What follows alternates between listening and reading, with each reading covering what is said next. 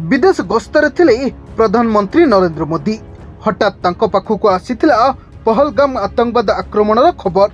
बास साउदी गस्त को सेठी पूर्णछेद पकाई भारत को फेरी आसतिले मोदी।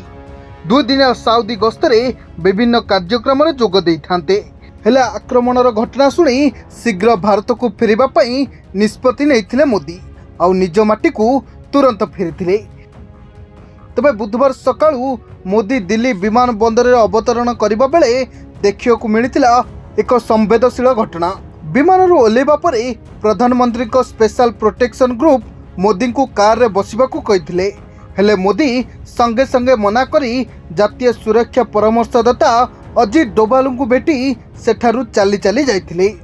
पर विमान बंदर से वैदेशिक मंत्री एस जयशंकर एवं वैदेशिक सचिवों सहित एक जरूरीकालीन बैठक करी समग्र परिस्थितिर समीक्षा करथिले। एही समय रे आक्रमण को गंभीरतार सह नहीं प्रधानमंत्री मोदी अधिकारी मानकु कड़ा निर्देश दे कहिथिले आतंकवाद मुकाबिला पई समस्त आवश्यक पदक्षेप नबा उचित एवं आहत मानकु तुरंत समस्त प्रकार सहायता जोगाई दिया जिबा उचित। आतंकवादी मानकु छड़ा जिबो नाही।